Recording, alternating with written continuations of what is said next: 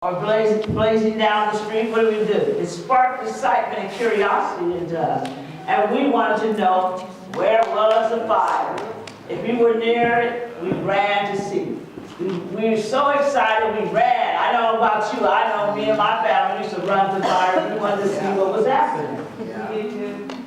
And so, I'm talking about that. And so, curiosity, catch that word. I want us to have curiosity again in our lives. And so, I love what John Wesley, our founder, said, light yourself on fire with passion, and people will come from miles to watch you burn. With your passion, not burn on fire, but to watch you burn with your passion. People will come from miles and miles around just to watch you burn. For example, as Veronica continues to do her artist and she becomes well known, people will come from all over just to get her art. That will be her passion, right? Right. And as worship, as we continue to develop worship in this house, people are going to want to come just to hear the worship and to be a part of the worship. And I just want to say, some of you are not used to the worship going the way it's going. I'm here to tell you, I want to see our worship expand. You know, a lot of times people say that worship, the way I'm trying to get worship to go, oh, it's charismatic. It's not about being charismatic. What it's about is allowing God's presence to come into the room. Allowing God's presence to minister in us and through us. Because it's one thing to have worship where you sing a song and you just sung a song and you're done. Where was God at? Did we give God opportunity to deal with our own hearts? I mean, as worship was today, as I sat there and God was ministering, you know, one of the things that God brought up to me, I've been comfortable with going to Stonehaven where my husband and I were pastoring together. Because it was only, 8 minutes from my house. And so that was a quick drop. So I was comfortable. So God was dealing with me about, I'm not asking you to be comfortable right now. You got to drive a lot farther now. And so that's some of the things that worship can do. And as she was worshiping, as the team was worshiping, I was also waiting for the anointing of God to minister so that I'm ready. So worship is important. So for those of you who are not used to jumping into the water and sitting there and letting the Holy Spirit minister to you, get used to it. That's all I have to say about that, because it's important. Now, the message outcomes for this message today is, again, like I said, that we need to remember that there are so many different ways that God calls us into ministry. Last week we talked about Deborah, a woman who was sitting under the palm tree of Deborah. How God called and used her as a judge to all of Israel, not only the women of Israel, but to all of Israel. And the week before that we talked about Jonah, how Jonah decided when God called him, he decided he was going to go the other way. And Jonah recognized that he couldn't go the other way, so he had to come back to do what God called him to do. But Jonah still had a heart that was, to me, what I say, I call it racist. Because he still didn't care about all the people who got saved. And so, I know most people probably wouldn't say that out loud, but I did. And then the other thing we were talking about, calling comes with directions. That God does not just call our name and then you don't hear nothing. Calling comes with a direction. And the other thing we were talking about, obstacles. Obstacles are a part of the call. When God calls you, you better believe that the devil is going to try to stop you. Because the Bible says the devil comes to do what? Steal, kill, and destroy. So that's just his job description. So we just need to know his job description and remember Jesus' job description that said, I came to give you a life and life more abundantly. It's amazing they're both in the same scripture. Yes. And so, but we know that obstacles are a part of the call. And then God gives us power to live out the call. We don't have to work our calls out by ourselves. We have a God that we serve. And I believe that Joseph's story will show all of those different things. And so, in Joseph's story, I'm going to ask you to turn your Bibles, if you want, to Genesis 37. And because Joseph's story is so long, I'm going to be skipping a lot of things. And I want you to know, if you want to take the time this week and go back and read Joseph's story, you can, from Genesis 37 all the way to 50, chapter 50. And so Joseph's story.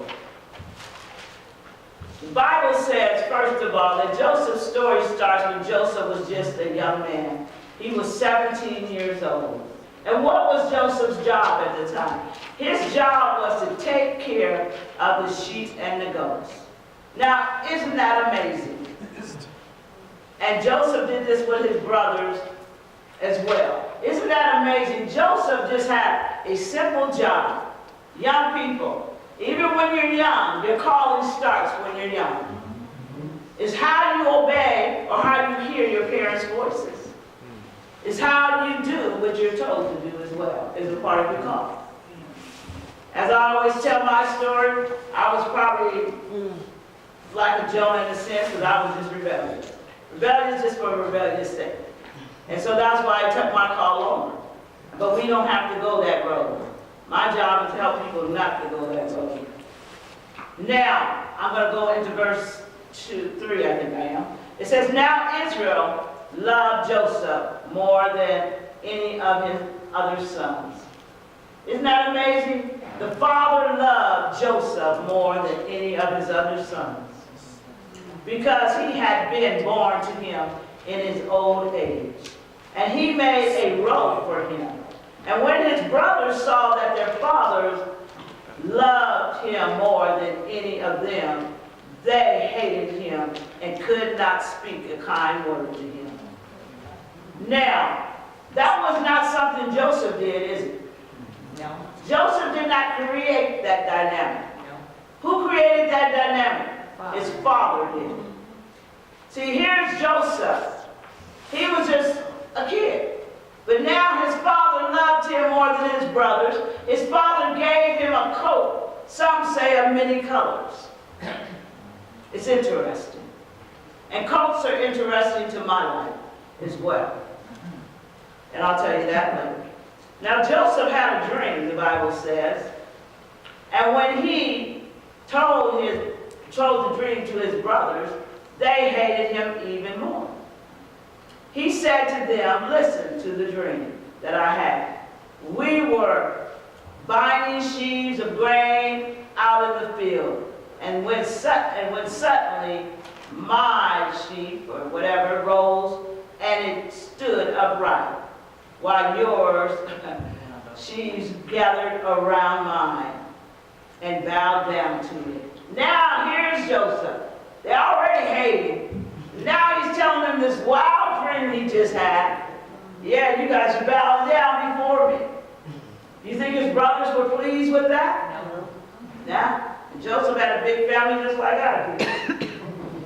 His brothers said to him, do you intend to reign over us? Will you actually rule us? And they hated him all the more because of his dream and what he had said. That's a lot of hate, huh? That's 3 times hatred they put on Joseph. Because Joseph now has his dream. But it's amazing what they said. Listen to what the brothers said. Are you going to reign over us? Will you actually rule us? See, they don't even know what they're speaking out.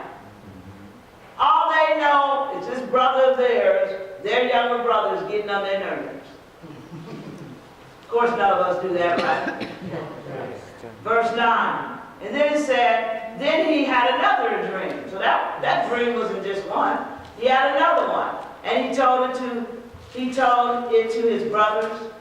He said, I had another dream. And this time the sun and the moon and the stars was bowing down to me. And when he told his father, as well as his brother, his father rebuked him and said, what is this dream you have? Will your mother and I and your brothers actually bow down to the ground before you? His brothers were jealous of him, but his father kept the matter in his mind. So now, all of Joseph's family is going to bow down before him. And guess what? Joseph's not the author of the dreams. God is the author of the dreams. So it wasn't that Joseph conquered the son. But I'm just so amazed that they recognize, they interpret the dream themselves. That he was going to rule and they were going to bow. They interpret that dream. How many of you had a dream and you don't really understand the interpretations? I've had dreams before I came here. I had dreams I could see Catholics coming out of Catholicism into the body of Christ. I've seen hundreds and thousands of them. I have no idea what it still means today. I've had 2 or 3 of those dreams. I just had one recently. I was somewhere and there's just lots of people. I don't know, but I'm still asking God, what are you saying to me about this dreams I'm having?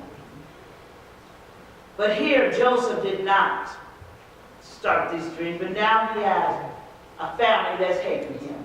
The only brother he had that did not hate him, he was younger than him, and that was his little brother Benjamin. But he was not big enough to really stand up for Joseph either. Now, let's go to verses 17 through 20 here. I'm just going to skip over this one, but here Joseph, his father, is telling him now, his brothers went out to tend to his father's flock, and so his father sends Joseph, the dreamer, out. Why does his father send Joseph? Because evidently his father does not recognize that the people are hating, his sons are hating their brother. Evidently he does not see that. Just like with you. When you tell your dreams or whenever you step out and decide to do something, you have haters. Why are you going to do that? Why are you going to do that? We don't call them haters, but how are you going to do that? You don't have enough money. You're not skilled enough. And maybe it's not even the people, but maybe it's the devil comes after you as soon as you begin to want to step out and you didn't do what God called you to do. Or maybe he tells you you're not good enough. Guess what? None of us is good enough. That's why we got Jesus. So don't let the enemy trick you. But let's go on with Joseph. Joseph's brothers saw him coming far away. And they decided to make a plan to kill him. See, Joseph doesn't even know he's getting ready to be set up. He's far away, and his brothers see him coming, and they're plotting to kill him. Wow. Went on and said, here comes Joseph the dreamer. We should kill him now while we can. And we could throw his body into one of the empty wells and tell our father that a wild animal killed him. And then we will show him that his dreams are useless. It was all about killing Joseph's dreams. It was all about the dreamer. Here comes this dreamer. When was the last time you were somewhere and somebody said, here comes that dreamer? When? I can think about recently. I was talking to a cousin of mine. He's a counselor at a college. And I called Don to tell him I just finished my degree, because he's always been a great support. And I left the message on his phone, and I said that I'm in Michigan. And so he called me back, and he said, I heard Michigan. Don's a lot older than me. And Don said, I heard Michigan. It's like, why is she in Michigan? And I said, Don, we moved a year or so ago to Michigan. He said, I just thought you weren't showing up to the family parties. Really? It's like we've been gone this long. But the thing that he also said, he said, you guys picked up and moved. He said, why? I said, because of God. Nicole. He said, a lot of people wouldn't do that. He said, most people, when they're in their 30s, they'll do it. But after that, most people won't pick up and move all the way out of state. without knowing anybody, knowing street signs, knowing anything. He said most people won't do it. So I said, well, God. Because God put a dream in my heart, just like he puts in all of our hearts. But the other thing he said, because Don probably should have retired 20 years ago. He said, people don't understand why I don't retire. He said, because I'm here as a counselor because it's my calling. Right. He said, people don't understand it's a calling. It's not just a job, it's a calling. And I said, how many of us, if we can just live life as a calling? Something to think about. So let's keep going with Joseph. Joseph, 39, Genesis 39, 1 through 11. So it says that the Lord was with Joseph. He's now in Potiphar. He was sold to Potiphar, the Midianites. Well, he went to the Midianites. They showed him to the Ishmaelites. And then he ended up in Potiphar's house. So Joseph has been on this trail. But they didn't kill him. They threw him in the well. Then they sold him. And of course, they did tell their father that lie, okay? So the Lord was with Joseph so that he prospered. The Lord was with Joseph. He sold into Egypt, but the Lord was with Joseph. His brothers got rid of him, but the Lord was with Joseph. Amen. Joseph was going through a tough time, but the Lord was with Joseph. Amen. Who said being a Christian, everything was smooth all the time? And he lived in the house of the Egyptian master. Potiphar saw that the Lord was with Joseph and that the Lord helped Joseph become successful in everything he did. Even Potiphar, even the one that now owned him, could see that the Lord was with Joseph. He seen that everything that Joseph set his hands to do, that God prospered him. And so Potiphar in verse 4 said, and this is 39:4, it says, so Potiphar was very happy with Joseph. I guess he was. He blessed him. And he allowed Joseph to work for him and to help rule the house. Joseph was the ruler of everything Potiphar owned. And Joseph was made the ruler over the house. The Lord blessed the house and everything that Potiphar owned. The Lord also blessed everything that grew in Potiphar's fields. Not only was the house blessed because of Joseph, the fields were blessed because of Joseph. What house and what fields are you blessing? What is God doing because you show up? Something to think about, right? Yeah. And then the Lord did this because of Joseph. What is God doing because you are walking in your calling? So that Potiphar allowed Joseph to take responsibility for everything in his house. Potiphar did not have to worry about anything except deciding what to eat. Can we be a blessing that whenever we show up, whether it's on our jobs or wherever we are, that we just show up, that the owner or whoever, if it's our own business, that we don't have to worry about anything but what you want to eat. Then we go down to the New Testament and say, don't worry about what you eat. But God got a sense of humor.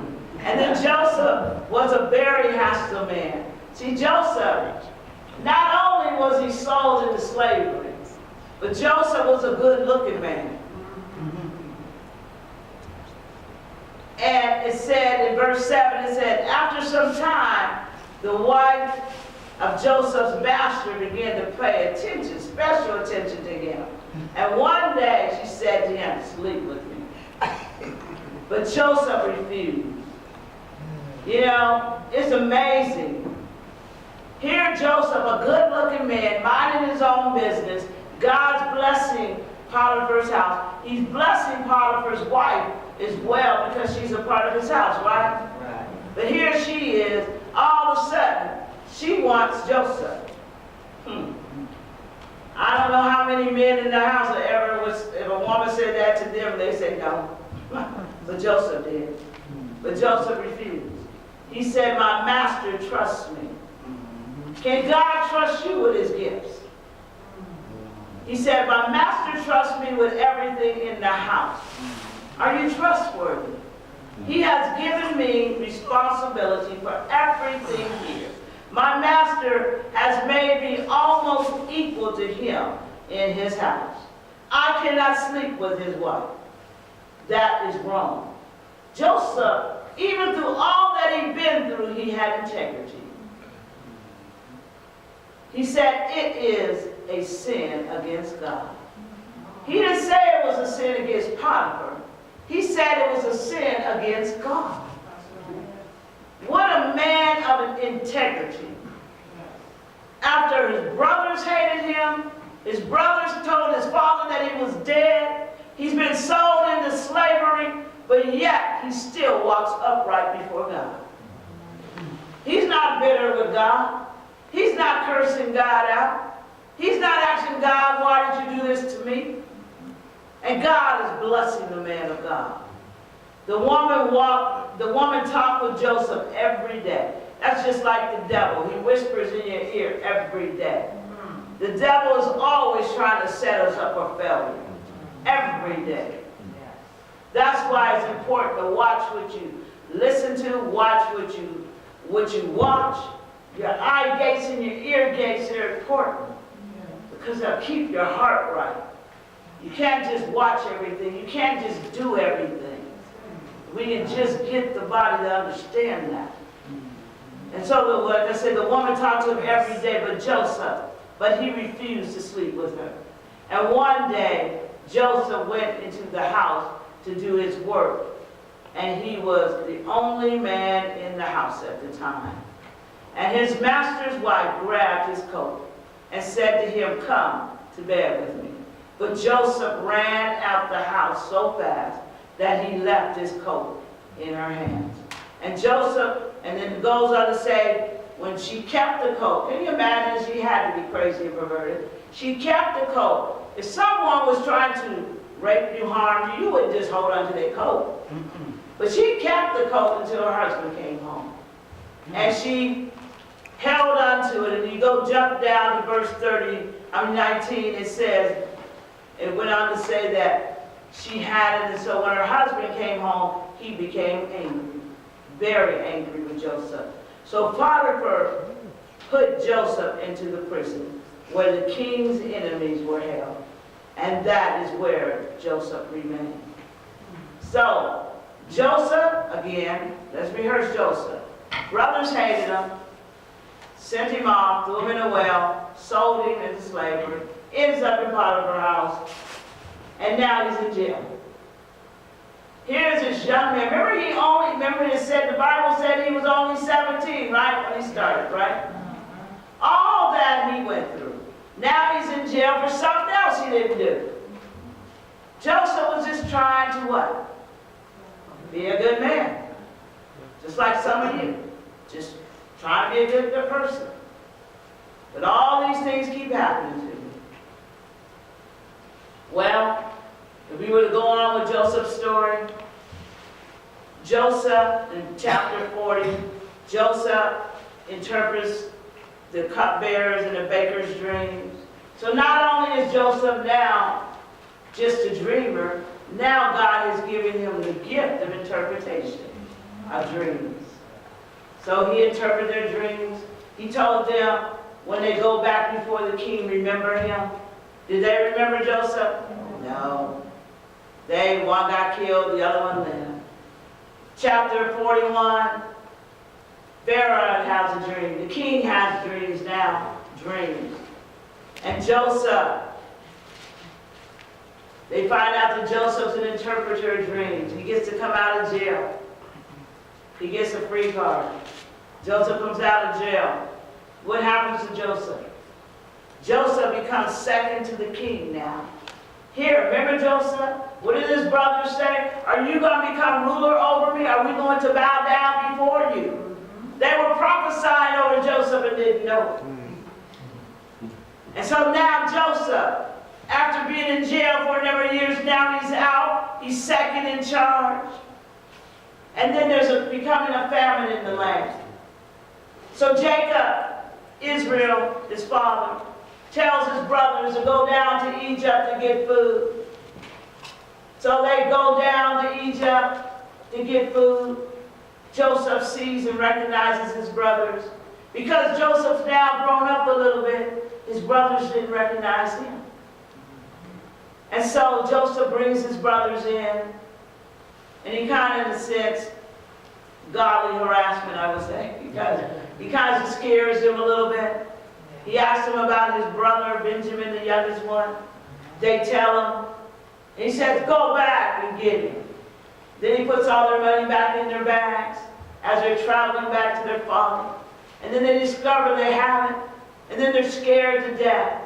And then they go tell their father, and he told them that when they come back for more, they have to bring his younger brother, his younger son. Jacob, Israel, was upset. He didn't want them to bring him because he didn't want anything to happen to his other youngest one. And they waited around till they had no choice. And finally, he let them go. They go back with him. Joseph couldn't hold it. Joseph began to cry when he seen his youngest brother. He began to weep.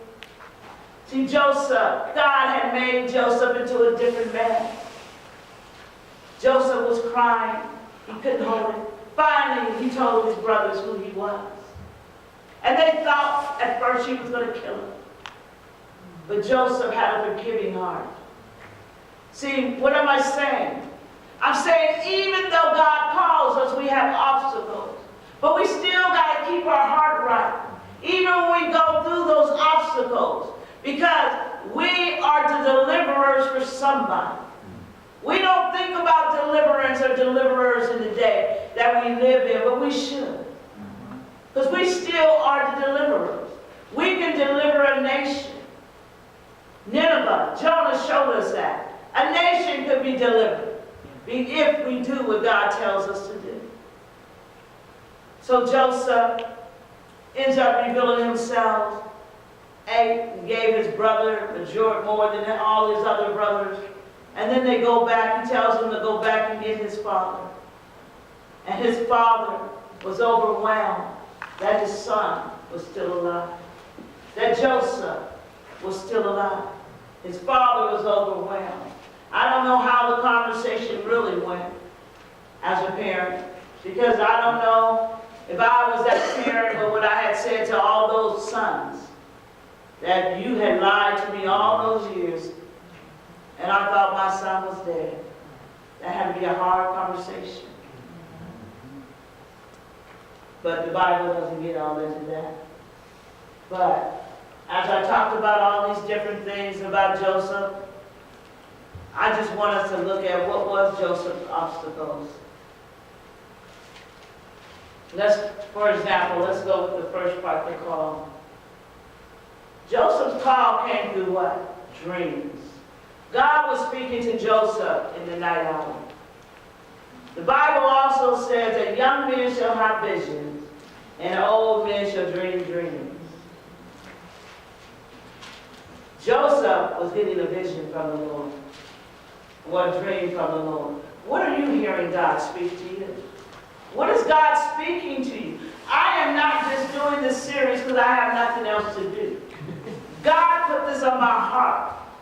Actually, he wants me to turn it into a book. Because people need to know what God is saying to them about their lives. What is God saying to you? It's important to listen to God and believe God by faith.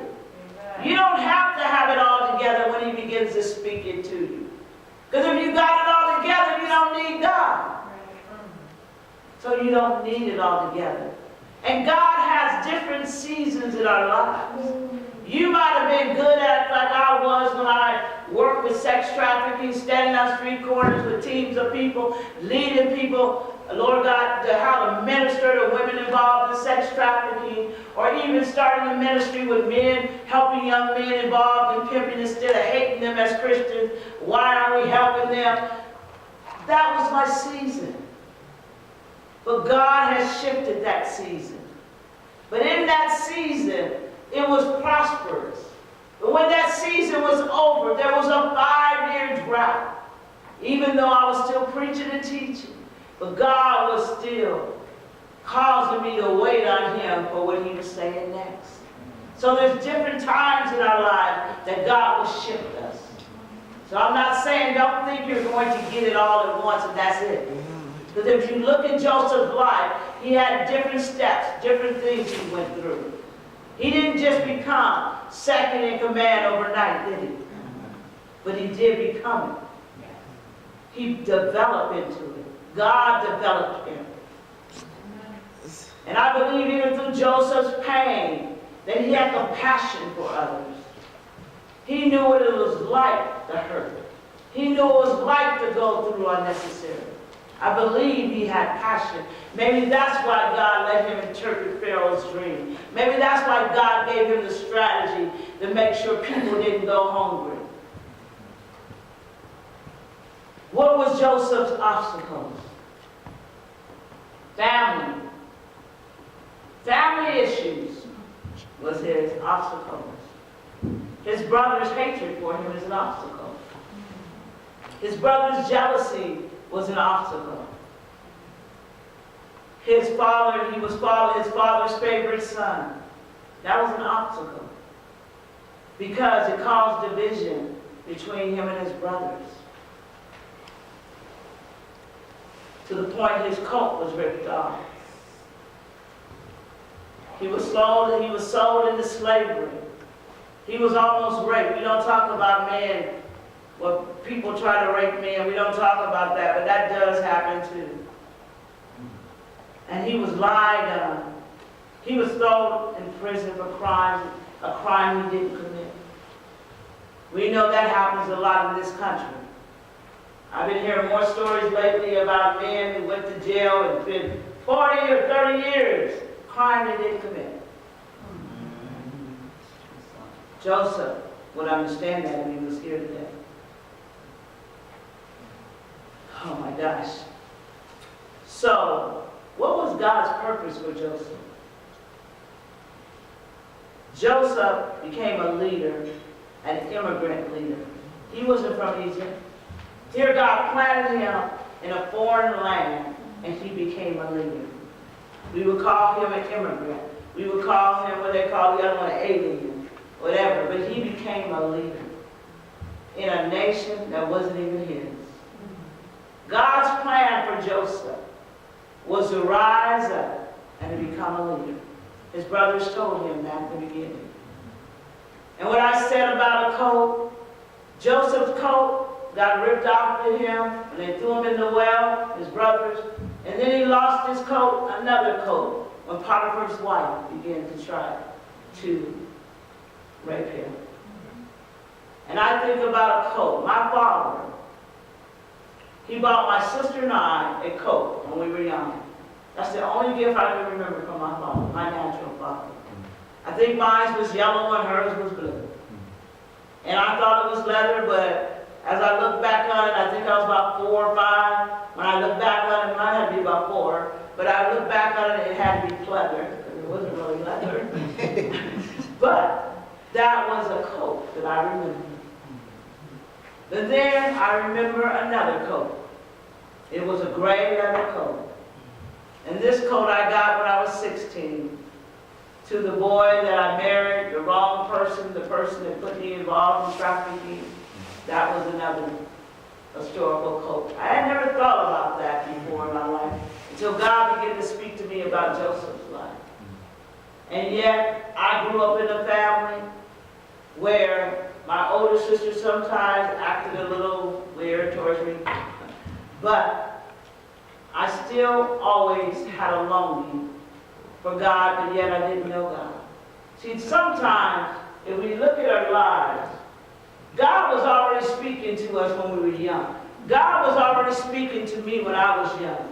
He was speaking to me about wanting to lead when I was young. When I decided as a kid, I don't even think I had started school yet, and we had those glass, you know, the glass doors they used to have in old houses. They probably still do around here. The double glass doors. We had stairs, and I decided I'm going to jump the farthest.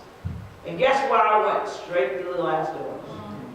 But I did jump the farthest. But I was kind of messed up after that. But the thing was, there was something in me that always desired leadership. Even when I came to the Lord, I was only saved a couple of days, and they started telling me, well, why don't you teach Sunday, children's church? I'm thinking, I just got here. And I was like, I'll pray about it. I kept putting it off for about a week or two, and finally I never prayed about it. I just said, I'll do it. And I did. And guess what it taught me? It taught me the Word because they didn't have curriculum. I had to develop curriculum. And so it taught me the Word of God. And the kids helped me to understand God. Because the enemy was trying to give me thoughts about God and curse God. And I remember I was in class and I had all these little people, and they was like, the devil be trying to make us say bad words against God. I said, really? Me too. Because grown-ups wouldn't talk about that, but the kids would. And that's how I got my freedom from that. But I learned Jesus through teaching children's ministry. And then God showed me in a dream another church. I didn't know where the church was. I had to look it up. And I went to that church, and I sat there. But there was so much love at that church. But the next thing that he taught me is that I started getting into the leadership classes. I would just take leadership classes. I would take them all. And you said you knew about Dr. Miles Monroe. He would come. I sat up under his teachings. I would just sit and just glean. But see, I didn't know all that what God was saying, just like some of us. You don't know sometimes, but God's preparing you. What I'm saying to you today, Joseph is no different than you and I. Joseph was a man that God chose, but he has chosen you too for this season in life. And there is somebody else I want to introduce us to. This guy, Dr. Miles Monroe. Now, Dr. Miles Monroe, he died, it was last year in November. Him and his wife both died at the same time. They died in an airplane accident. Miles Monroe was a leader among leaders. People will come from all over to the Bahamas, where he's from, to glean at his feet. He raised up leaders in Africa, America, all over the nations. And yet, Miles Monroe grew up poor in the Bahamas. He grew up poor. He went to school. He got his BA at ORU, Oral Robertson University in Tulsa. That's where he got his degree. He got a degree in fine arts education, and I'm forgetting one. And one more. Hold on, let me see if I can find it. But Miles was a man that I look to as far as leadership. So you see those books that you see now? Now I put those up. I could not put all his books up. These are his books. This is how many books Miles has written. As a poor man that God used to change the world in his day. God used Miles to change the world in his day. He was a profound leader. He was before Rick Warren, who talks about purpose-driven life. Miles wrote a book on purpose way before Rick Warren had. Miles was ahead of his time. Miles was talking about purpose before people understood what purpose was. And one of the things he used to say all the time is there's a purpose for everything. But sometimes when we do with our purpose, we abuse our purposes. And so, like there's a purpose now, everybody wants to legalize what? Marijuana? There's a purpose, there's a medical purpose for it. I'm not advocating you to go out and get gun, but I'm just saying there has been a medical purpose for it. And so what I wanted to show Miles, because Miles was just a person. As I close today, I just want us to know that Miles is just a person just like you and I. We all have dreams. We all have something in us. But if we can tap into what God is saying for us today, it will help us in our future. It will change our generations because God is not just interested in just us. He's interested in our generations.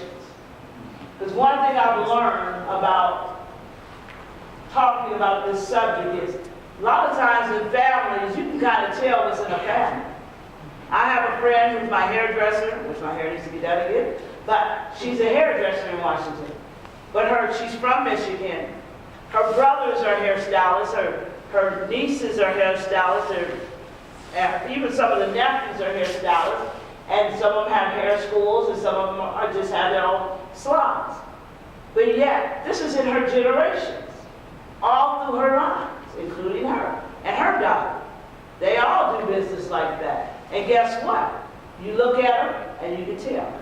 Now, one of the things that I just told my youngest daughter, she's just finished her master's. I have another daughter finishing her BA. And my youngest daughter, I told her, yep, just got mine, so we're going to have 3 graduations this year. And so what she said, my youngest one said, well, I'm going to do my PhD in 2020. I said, yeah. I said, we're a family of educators. My sons, my husband, and a couple of my sons, I think only 2 people in my family, immediate children, don't have a degree. But they could. Only 2. All the rest of 7 of my kids, all the rest of us have degrees, including us. And so I understand that we are a family of educators. We like education. And so if you look at your family, maybe your line is somebody who loved to cook or whatever. But I just want us to take the time to begin to discover what God is saying to us. And don't think you're too old. Moses was an old man when he came to really lead the people out of Egypt, right? Yeah. Moses wasn't 20 years old, y'all. So don't think God is giving you a break. God is not giving you a break. And can you tell me anywhere in the Bible it says where we're supposed to retire and not dream again? Anybody know where that is? Nowhere. Because it's nowhere. I say God wants us to refire and do what He's calling us to do. And so today, if you just need someone to pray with you, to stand with you and believe God in faith that God will reveal what He says to you, because He will reveal what He said to you, I'm willing to stand here with you and pray with you. But I have to join my faith to yours, because you know God, and if you don't know God, I can introduce you to Him, because if you can't get to hear God until you, well, I wouldn't say that. You can't really live out God's purpose until you really know Him. I won't say you can't hear Him until you know, because God is always speaking, even when we're sinners. Because I know I was a sinner and He kept me. And so, anybody need prayer this morning before we close? Anybody? I'm going to give it a few minutes. Everybody need prayer.